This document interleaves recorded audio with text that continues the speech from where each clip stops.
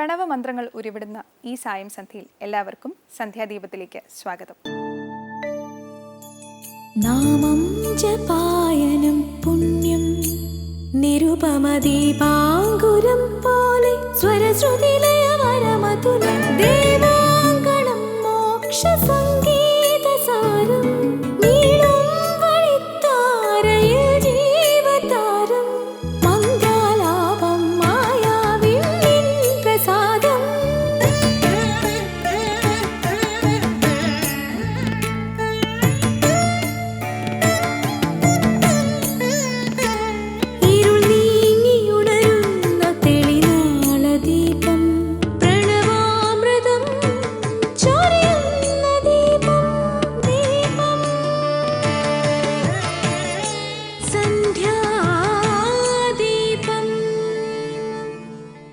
ഭൗതിക വസ്തുക്കളോടുള്ള അമിത താല്പര്യമാണ് ഈശ്വര സാന്നിധ്യത്തിൽ നിന്ന് നമ്മെ അകറ്റുന്നത്. ഒരിക്കൽ അകപ്പെട്ടു പോയാൽ അതിൽ നിന്ന് തിരികെ എത്താൻ ഏറെ പ്രയാസപ്പെടേണ്ടി വരും. യമുന നദിയുടെ തീരത്ത് ആശ്രമത്തിൽ ഒരാൾ കുറച്ചു ദിവസം ആധ്യാത്മിക സാധന അനുഷ്ഠിക്കാനെത്തി. നല്ലൊരു നീന്തൽ വിദഗ്ധനായിരുന്നു അയാൾ. നല്ല തണുപ്പുള്ള ഒരു പ്രഭാതത്തിൽ നദിയിലൂടെ ഒരു കമ്പിളിക്കെട്ട് ഒഴുകി വരുന്നത് അയാളുടെ ശ്രദ്ധയിൽപ്പെട്ടു. രാത്രിയിൽ പുതപ്പില്ലാതെ വിഷമിച്ചിരുന്ന അയാൾ കമ്പിളിക്കെട്ടെടുക്കാനായി നദിയിൽ ചാടി. ഒഴുക്കിനെതിരെ നീന്തി കമ്പിളിക്കെട്ടിൽ പിടിച്ച ഉടനെ അയാൾ നിലവിളിച്ചു. രക്ഷിക്കാനായി അയാൾ ഉറക്കെ കരഞ്ഞു. നിലവിളി കേട്ട് ആശ്രമത്തിലെ അന്തേവാസികൾ നദിക്കരയിലേക്ക് ഓടിയെത്തി. കമ്പിളിക്കെട്ടിന്റെ ഭാരം നിമിത്തം അയാൾക്ക് നീന്താനാകാതെ ഇരിക്കുമെന്ന് വിചാരിച്ച് ഓടിക്കൂടിയവർ പറഞ്ഞു, നിങ്ങൾ കമ്പിളിക്കെട്ടിൽ നിന്ന് പിടിവിടൂ. നിലവിളിയോടെ തന്നെ അയാൾ പറഞ്ഞു, എനിക്കിതിനെ വിടണമെന്നുണ്ട്, പക്ഷേ അതെന്നെ വിടുന്നില്ല. കമ്പിളിക്കെട്ടെന്ന് വിചാരിച്ച് അയാൾ പിടിച്ചത് ഒരു കരടിയായിരുന്നു. കരടിയാകട്ടെ രക്ഷപ്പെടാനായി അയാളെ ബലമായി പിടിച്ചിരിക്കുകയായിരുന്നു. നമുക്കും ഇത് തന്നെയാണ് സംഭവിക്കുന്നത്. ലോകത്തിലെ വസ്തുക്കൾ, സമ്പത്ത്, സ്ഥാനമാനങ്ങൾ, സുഖഭോഗങ്ങൾ, അധികാരം ഇവയുടെ പിന്നാലെ സുഖം തേടി അലയുന്നു. ഒരിക്കൽ അവയുടെ പിടിയിലായാൽ അതിലകപ്പെട്ടു പോകുന്നു. രക്ഷപ്പെടാൻ എത്ര ശ്രമിച്ചാലും പിന്നീട് കരകയറാൻ സാധിച്ചെന്നിരിക്കില്ല. ഇനി കാവാലം ശ്രീകുമാരന്റെ രാമായണ പാരായണം കേൾക്കാം.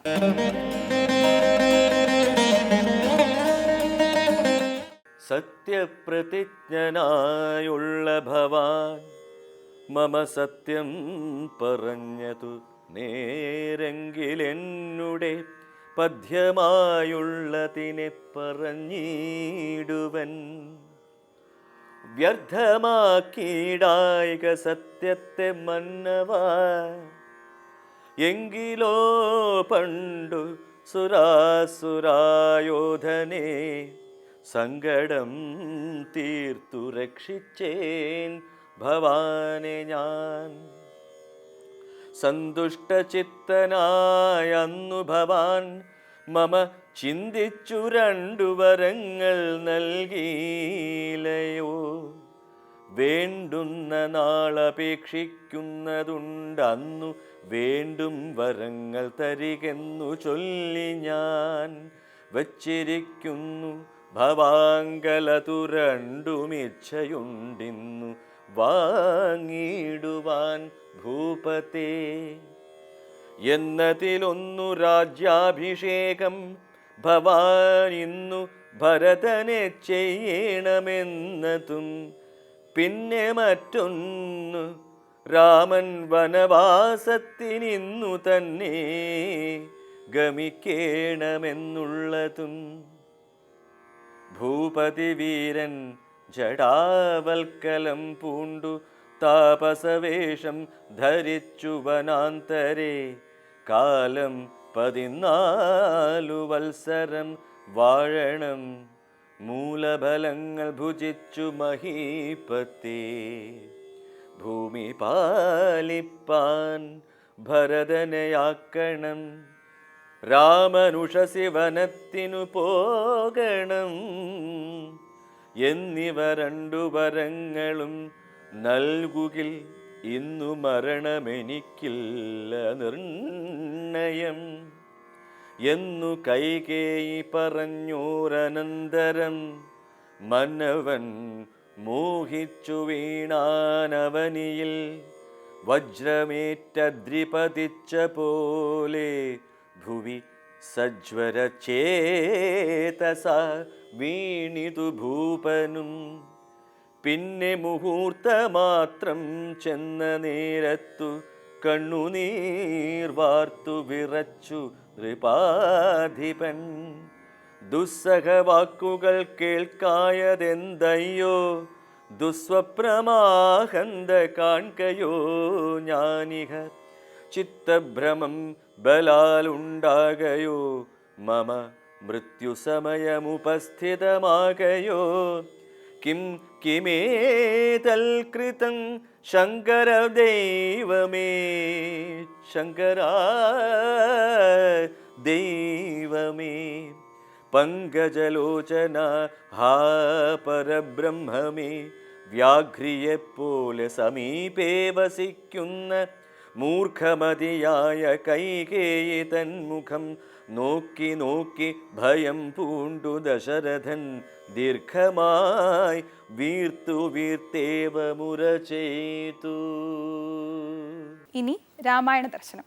കൈകേയിയുടെ ആവശ്യമറിഞ്ഞ് അത്യന്തം ഹൃദയവേദനയോടെ വിലപിക്കുന്ന ദശരഥന്റെ അവസ്ഥയാണ് ഇന്ന് രാമായണ ദർശനത്തിൽ സ്വാമി ചിദാനന്ദപുരി വിവരിക്കുന്നത്. സ്വാമിയുടെ വാക്കുകൾ നമുക്ക് കേൾക്കാം.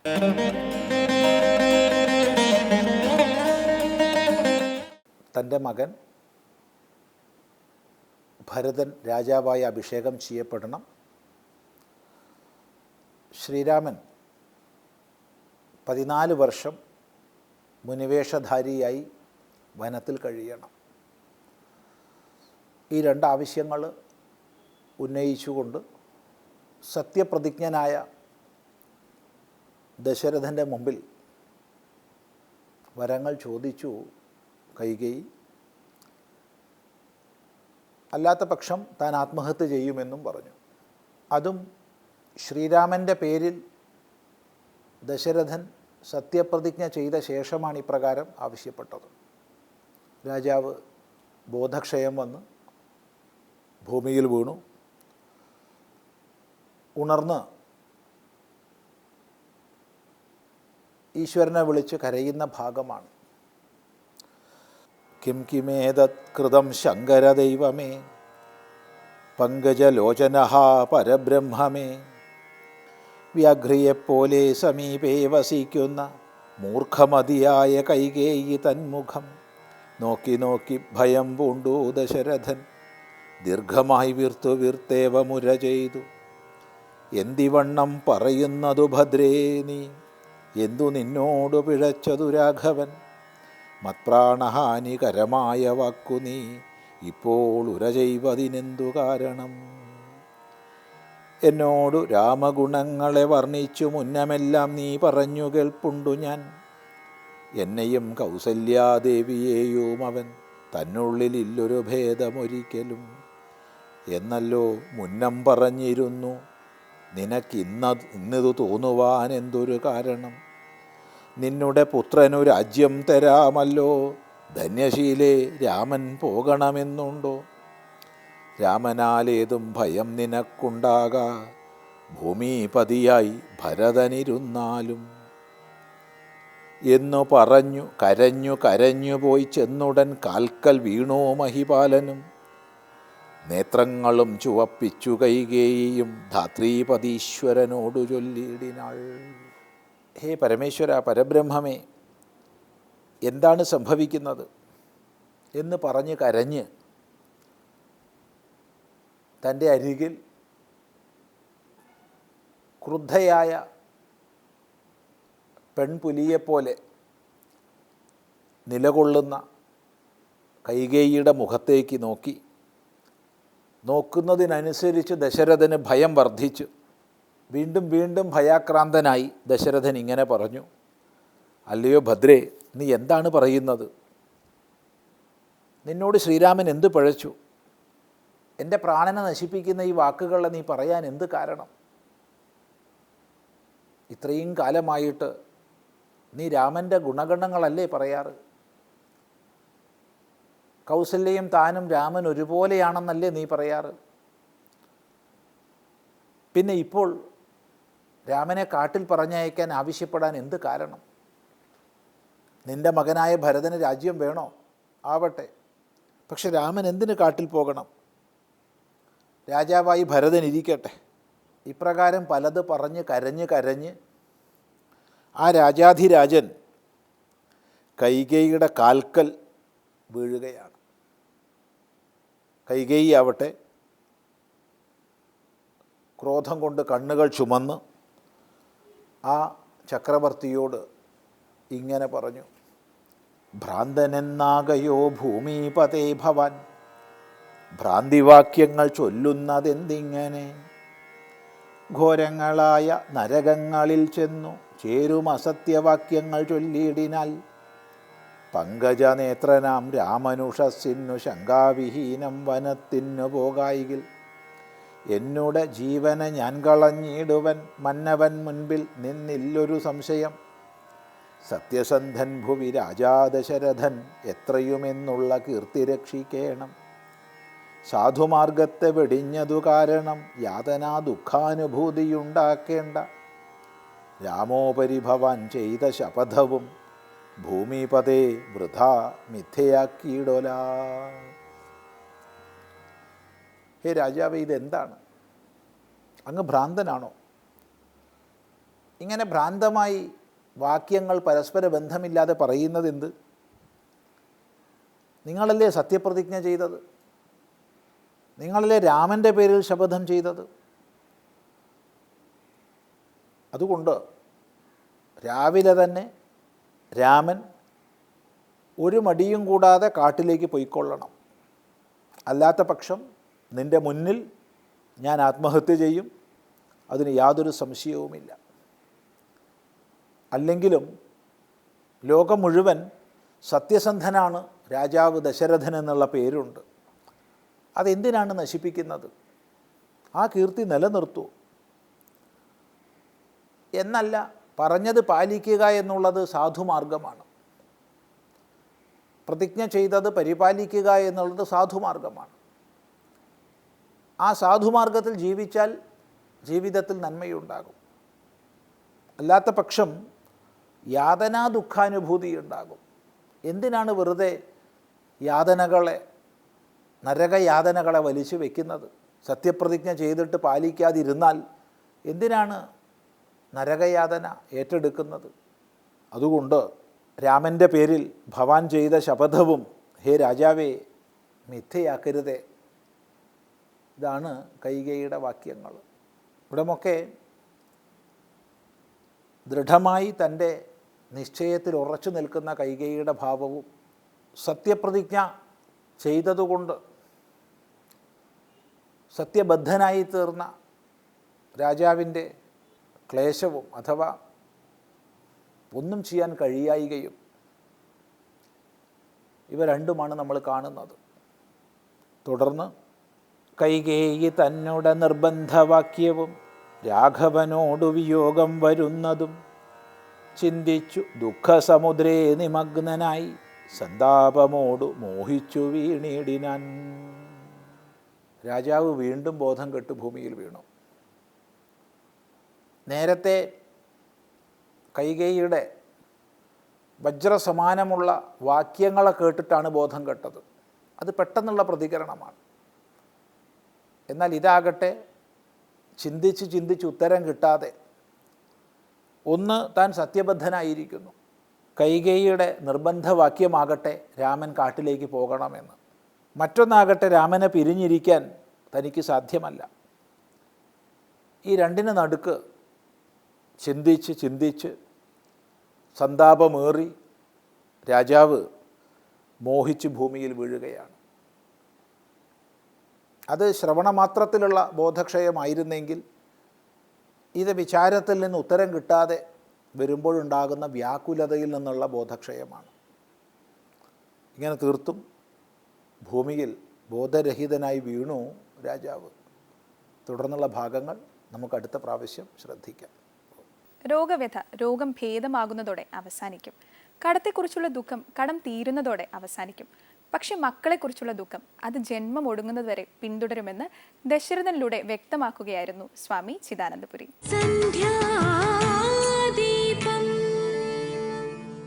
തുടർന്ന് സനാതനധർമ്മം കേൾക്കാം. ജീവിത വിജയത്തിന് അത്യാവശ്യം വേണ്ടത് ശ്രദ്ധയാണ്. ഒന്നിലും ശ്രദ്ധയില്ലാത്തവർ നശിച്ചു പോകും എന്നാണ് പറയുന്നത്. അതേസമയം ശ്രദ്ധയുള്ള ഒരാളിൻ്റെ മുന്നിൽ സർവ്വതും വന്നു ചേരുമെന്നും പറയുന്നു. എങ്ങനെ മനസ്സിനെ ശ്രദ്ധയിലുറപ്പിക്കാം എന്ന വിഷയത്തെക്കുറിച്ചാണ് സ്വാമി വിവേകാമൃതാനന്ദപുരി സനാതന ധർമ്മത്തിൽ സംസാരിക്കുന്നത്.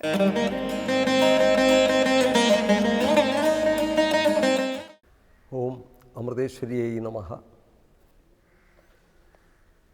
നമ്മുടെ ജീവിത വിജയത്തിൻ്റെ അടിസ്ഥാനം എന്താണ്? ശ്രദ്ധയാണ് ജീവിത വിജയത്തിൻ്റെ ഏറ്റവും വലിയ അടിസ്ഥാനം. അമ്മ ഒരിക്കൽ പറഞ്ഞു, സനാതനധർമ്മത്തെ ഒറ്റ വാക്കിൽ നിർവചിക്കുവാൻ കഴിയുന്നുണ്ടെങ്കിൽ അതിൻ്റെ പേരാണ് ശ്രദ്ധ എന്നമ്മ പറയാറുണ്ട്. ശ്രദ്ധാവാൻ ലഭതേ ജ്ഞാനം, ഗീത പറയുന്നു, 4-ാം അധ്യായം. അപ്പോൾ ശ്രദ്ധയുള്ളവന് മാത്രമേ യഥാർത്ഥത്തിൽ അറിവ് ഉണ്ടാകുന്നുള്ളൂ എന്നുള്ളതാണ്. ഏത് കാര്യത്തിലും ശ്രദ്ധ വേണം എന്ന് പറയാറുണ്ട്. അതേസമയം പറയുന്നു, അജ്ഞശ്ച ശ്രദ്ധദാനശ്ച സംശയാത്മാ വിനശ്യതി എന്ന് പറയുന്നുണ്ട്. അജ്ഞന്മാർ, അറിവില്ലാത്തവർ, ഒന്നിലും ശ്രദ്ധയില്ലാത്തവർ, അവർ സംശയാത്മാക്കൾ, അവർ നശിച്ചു പോകുന്നു എന്നാണ്. അപ്പോൾ നമുക്ക് വേണ്ട ഏറ്റവും വലിയൊരു ഗുണമാണ് ശ്രദ്ധ. അതിലൂടെ മാത്രമേ ജ്ഞാനപ്രാപ്തി നമുക്ക് ഉണ്ടാകുന്നുള്ളൂ. ഈ ജ്ഞാനപ്രാപ്തിയിലൂടെ മാത്രമേ നമുക്ക് ജീവിതത്തെ വിജയത്തിലേക്ക് കൊണ്ടുപോകാൻ സാധിക്കുകയുള്ളൂ. സാധാരണ പറയും, ശാസ്ത്രത്തിലും ഗുരുക്കന്മാരിലും ഗുരുവാക്യത്തിലുമുള്ള വിശ്വാസം, അനുസരണ, ഇതെല്ലാം ശ്രദ്ധയുടെ പര്യായമായിട്ട് അർത്ഥമായിട്ട് പറയാറുണ്ട്. ഏത് കർമ്മം ചെയ്യുമ്പോഴും കർമ്മത്തിൽ നമ്മുടെ ശ്രദ്ധ ഉണ്ടാകണം എന്നാണ്. കർമ്മം ചെയ്യുമ്പോൾ വേറെ എന്തെങ്കിലും ശ്രദ്ധിച്ചുകൊണ്ടിരുന്നു കഴിഞ്ഞാൽ ആ കർമ്മം നമുക്ക് വൃത്തിയായിട്ട് ഒരിക്കലും ചെയ്യാൻ സാധിക്കില്ല. ഒരു കർമ്മവും വൃത്തിയായിട്ട് ചെയ്യാൻ സാധിക്കില്ല.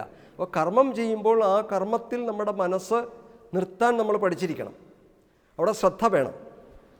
ഉദാഹരണം, ഒരു പഠിക്കുന്ന വിദ്യാർത്ഥി പഠന പുസ്തകം എടുത്തിട്ട് അവൻ മുമ്പിൽ വെച്ചിട്ട് അല്പം മുമ്പ് കണ്ട ടി വിയിലെ സീരിയലിലെ അല്ലെങ്കിൽ അതിൻ്റെ ചിത്രങ്ങൾ മനസ്സിൽ സങ്കല്പിച്ചുകൊണ്ടിരുന്നു കഴിഞ്ഞാൽ അവൻ്റെ പഠനം അവനൊരിക്കലും നടക്കില്ല.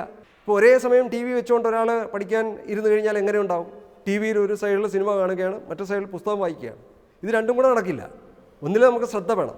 അപ്പോൾ ഏതെങ്കിലും ഒന്നിൽ നമുക്ക് ശ്രദ്ധിക്കാൻ കഴിയണം. ഇപ്പോൾ ഓപ്പറേഷൻ തിയേറ്ററിൽ ഇരിക്കുന്ന ഡോക്ടർ അവിടെ നിന്നുകൊണ്ട് വീട്ടുകാരെ കുറിച്ച് ചിന്തിച്ചുകൊണ്ടിരുന്നു കഴിഞ്ഞാൽ എന്തായിരിക്കും സ്ഥിതി? ഒന്ന് ആലോചിച്ച് നോക്കുക. അപ്പോൾ അവിടെ ഇരിക്കുമ്പോൾ ആ ഡോക്ടറുടെ മനസ്സും അവിടെ ഇരിക്കണം. അത് കോടതിയിലിരിക്കുന്ന വക്കീൽ അവിടെ കോടതിയിലിരിക്കുമ്പോൾ കോടതിയിൽ തന്നെയായിരിക്കണം മനസ്സ്. അപ്പോൾ വീട്ടിലിരിക്കുമ്പോൾ കോടതിയിലും, കോടതിയിലിരിക്കുമ്പോൾ വീട്ടിലുമായാൽ എങ്ങനെ ഉണ്ടാവും? അപ്പോൾ പൂർണ്ണമായ ശ്രദ്ധ നമ്മൾ ഏത് കർമ്മത്തിൽ നമ്മൾ ചെയ്യുന്നുവോ ആ കർമ്മത്തിൽ നമ്മുടെ മനസ്സുണ്ടാകണം. എൻ്റെ ജീവിതത്തിൽ പൂർണ്ണ ശ്രദ്ധ എവിടെയെങ്കിലും നമ്മൾ കാണാൻ കഴിഞ്ഞിട്ടുണ്ടെങ്കിൽ അത് അമ്മയിലാണ്. പൂർണ്ണ ശ്രദ്ധയെന്ന് പറഞ്ഞു കഴിഞ്ഞാൽ ബോധമാണ്. പൂർണ്ണ ശ്രദ്ധ എന്ന് പറഞ്ഞു കഴിഞ്ഞാൽ ബോധത്തിന് മറവിയില്ല എന്നുള്ളതാണ് ഒരു പ്രത്യേകത. അമ്മ ഒരു കാര്യവും പെട്ടെന്ന് മറക്കാറില്ലല്ലോ. ഒരു കാര്യവും മറക്കാറില്ല അമ്മ. എല്ലാം 10-40 വർഷം മുമ്പ് നടന്ന ചില സംഭവങ്ങളൊക്കെ അമ്മ അതേപോലെ വിവരിക്കുമ്പോൾ അത് അനുഭവിച്ച ആൾ ചിലപ്പോൾ മറന്നുപോയിട്ടുണ്ടാകും. അമ്മ അതേപടി പറയുന്നത് കേൾക്കുമ്പോൾ നമുക്ക് അത്ഭുതപ്പെട്ടു. അത് ബോധമാണമ്മ. ബോധമാണ് ബുദ്ധൻ. ബോധോദയമുണ്ടായവൻ എന്ന് പറയാറുണ്ടല്ലോ, ബുദ്ധൻ. ബോധോദയം സംഭവിച്ച ആർക്കാണോ അവൻ ബുദ്ധൻ. തെളിഞ്ഞ ശുദ്ധമായ മനസ്സ്, ശുദ്ധമായ മനസ്സ് തന്നെയാണത്. ശുദ്ധമായ മനസ്സ് തന്നെയാണ് ബോധം. നമ്മുടെ മനസ്സ് കാമക്രോധ ലോഭ മോഹ മത മാത്സര്യങ്ങൾ കൊണ്ട് പൊതിഞ്ഞിരിക്കുന്ന മനസ്സാണ്. അത് ചിതറിക്കിടക്കുന്ന മനസ്സാണ്. അതിനെ നമ്മൾ ഏകാഗ്രപ്പെടുത്താൻ നമുക്ക് കഴിയണം. അതിനാണ് ഈ ആത്മീയ സാധനകളെല്ലാം വെച്ചിരിക്കുന്നത്. ആത്മീയത്തിലാണെങ്കിലും ഭൗതികത്തിലാണെങ്കിലും നമുക്ക് ജീവിത വിജയം വേണമെന്നുണ്ടെങ്കിൽ ശ്രദ്ധ കൂടിയേ തീരൂ. ശ്രദ്ധ അവിടെ വളരെയധികം ആവശ്യമുള്ള ഒരു ഘടകം തന്നെയാണ്. ആ ശ്രദ്ധ നമുക്ക് ഒരിക്കൽ അമ്മ ഇവിടെ വരുന്ന സമയത്ത്, ആശ്രമത്തിൽ വരുന്ന സമയത്ത് ടൂർ കഴിഞ്ഞ് വരികയാണ്. കുറേ ദിവസത്തെ അമ്മയുടെ ഈ ഒരു പര്യടനം കഴിഞ്ഞിട്ട് തിരിച്ചു വരുമ്പോൾ അമ്മ റെസ്റ്റ് എടുക്കാൻ വേണ്ടിയിട്ട് റൂമിലേക്ക് ഓടുകയല്ല ചെയ്തത്. സത്യത്തിൽ അവിടെ വരുമ്പോൾ കൺസ്ട്രക്ഷൻ നടന്നുകൊണ്ടിരിക്കുകയാണ്. അപ്പോൾ ആ ചുറ്റിലും പരിസരങ്ങളിലൊക്കെ നോക്കിയപ്പോൾ കുറേ ആണികളിങ്ങനെ കിടക്കുന്ന കണ്ടു. അമ്മ ഉടനെ കുനിഞ്ഞ് ആ ആണികളെടുത്ത് പെറുക്കാൻ തുടങ്ങി. എല്ലാവരും പറഞ്ഞു, അമ്മ ഇങ്ങനെ വന്നല്ലേ ഉള്ളൂ, അമ്മ റെസ്റ്റ് എടുത്തു, ഞങ്ങളെടുത്തോളാം എന്ന് പറഞ്ഞു. അമ്മ അത് സമ്മതിച്ചിട്ട് അമ്മ തന്നെ എടുക്കാൻ തുടങ്ങി. അപ്പോൾ എല്ലാവരും ചേർന്നെടുത്തു. പെട്ടെന്ന് ആ പരിസരങ്ങളെല്ലാം വൃത്തിയായി. അപ്പോൾ അമ്മ പറഞ്ഞു, മക്കളെ, അമ്മയെ കാണാൻ വേണ്ടിയിട്ട് ധാരാളം ആൾക്കാർ വരുന്നുണ്ട്. അപ്പോൾ ആരുടെയെങ്കിലും കാലിൽ ആ ആണി കൊണ്ടിട്ട് ചിലപ്പോൾ ഡയബറ്റിക് അസുഖമുള്ളവരുണ്ട്, സിവിയറായിട്ടുള്ള ഡയബറ്റിക് അസുഖമുള്ളവരുണ്ടാകാം വരുന്നവരിൽ. അപ്പോൾ അവരുടെ കാലിൽ അത് ആണി കൊണ്ടു കഴിഞ്ഞാൽ എന്തെല്ലാം വിഷമം ഉണ്ടാകാം. അപ്പോൾ ഏത് കാര്യത്തിലും നമ്മൾ ശ്രദ്ധ കൂടിയേ തീരൂ. ഒരു ഇല മുറിക്കേണ്ട സ്ഥലത്ത് ഒരു ഇലയെ നമ്മൾ ആവശ്യത്തിന് എടുക്കാവുള്ളൂ. അനാവശ്യമായിട്ട് നമ്മൾ ഒരു കൊമ്പൊടിക്കാൻ പാടില്ല. ഒരു ഇല അത്യാവശ്യമായിട്ടൊരു ഇല മുറിക്കേണ്ടി വന്നാൽ, ഇല എടുക്കേണ്ടി വന്നു കഴിഞ്ഞാൽ ആ ഒരു ഇലയെ നമ്മൾ എടുക്കാവുള്ളൂ, ആവശ്യത്തിന് എടുക്കാവുള്ളൂ. അപ്പോൾ എല്ലാത്തിലും നമ്മുടെ ശ്രദ്ധ ഉണ്ടായിരിക്കണം എന്നുള്ളതാണ് ജീവിത വിജയത്തിൻ്റെ. ചെറിയ കാര്യങ്ങളിൽ പോലും ശ്രദ്ധയുള്ളവന് മാത്രമേ വൻ കാര്യങ്ങൾ ചെയ്യാൻ സാധിക്കുകയുള്ളൂ എന്നാണ് ഗണപതിയുടെ തുമ്പിക്കൈ പഠിപ്പിക്കുന്നതെന്നാണ് പറയുന്നത്. ഗണപതിയുടെ തുമ്പിക്കൈയുണ്ട്, ഒരു മൊട്ടുസൂചിയും എടുക്കാം, വൻ മരവും പിഴുതെടുക്കാം. അപ്പം ആ ചെറിയ കാര്യങ്ങളിൽ പോലും ശ്രദ്ധയുള്ളവന് മാത്രമേ ലോകത്ത് വലിയ കാര്യങ്ങൾ നടത്തുവാൻ സാധിക്കുകയുള്ളൂ. അതുകൊണ്ടാണ് അമ്മ ഓരോരോ ചെറിയ കാര്യങ്ങളിലും ആശ്രമത്തിലെ ഏത് ഭാഗങ്ങളിലും അമ്മയുടെ ശ്രദ്ധ എത്താറുണ്ട്. അത് അടുക്കളയിലാകട്ടെ അല്ലെങ്കിൽ മറ്റു പരിസരങ്ങളിലാകട്ടെ, എവിടെയാണെങ്കിലും അമ്മയുടെ ശ്രദ്ധ എത്താറുണ്ട്. അവിടെ എന്തെങ്കിലും തെറ്റായത് കണ്ടു കഴിഞ്ഞാൽ ഉടനെ അമ്മ ചൂണ്ടിക്കാട്ടാറുണ്ട്. അപ്പം അമ്മ പൂർണ്ണ ശ്രദ്ധയുടെ പര്യായം അമ്മയാണ്. നമ്മുടെ ലക്ഷ്യം അതിൽ എത്തിച്ചേരുക എന്നുള്ളതാണ്. അതുകൊണ്ട് ആ ശ്രദ്ധ നമ്മളിൽ ബാഹ്യമായിട്ട് എല്ലാ ഈ ആചാരങ്ങളും വെച്ചിരിക്കുന്ന ശ്രദ്ധ ഉണ്ടാകാൻ വേണ്ടിയിട്ടാണ്. അതിലൂടെ നമ്മുടെ മനസ്സ് പൂർണ്ണ ശ്രദ്ധയിലേക്ക് കൊണ്ടുവരാൻ നമ്മൾ പരിശ്രമിക്കട്ടെ. എന്നാലേ നമ്മുടെ ജീവിത വിജയം നമുക്ക് കൈവരിക്കാൻ സാധിക്കുകയുള്ളൂ. അതിനെ അനുഗ്രഹിക്കട്ടെ എന്ന് പ്രാർത്ഥിക്കുന്നു. നന്ദി, നമസ്കാരം. ബാഹ്യമായ ശ്രദ്ധ ആന്തരിക ശ്രദ്ധയിലേക്ക് നയിക്കും. ആന്തരിക ശ്രദ്ധയുള്ളവരുടെ അന്തരംഗത്തിൽ സർവ്വതും തെളിയും. ശ്രദ്ധ ബോധമാണ്, ബോധത്തിന് മറവിയില്ല. മറവിയില്ലാത്തവരുടെ ജീവിതവും വിജയ വഴിയിൽ തന്നെയായിരിക്കും. ഇനി ദീപാരാധനയ്ക്കായി ക്ഷേത്ര സന്നിധിയിലേക്ക് പോകാം.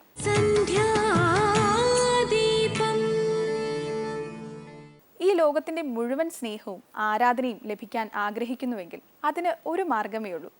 ആരെക്കുറിച്ചും മോശം പറയാതിരിക്കുക. എല്ലാ നന്മകളും നമ്മളിലേക്ക് ഒഴുകിയെത്തുന്നത് അനുഭവിച്ചറിയാം.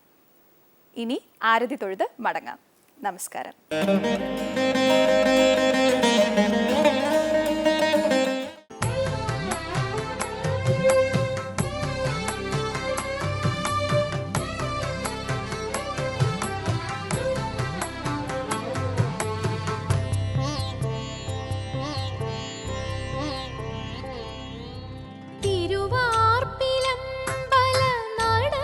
ചെന്നാൽ തന്നെ ഒരുവിധം ദുഃഖങ്ങൾ അകലും.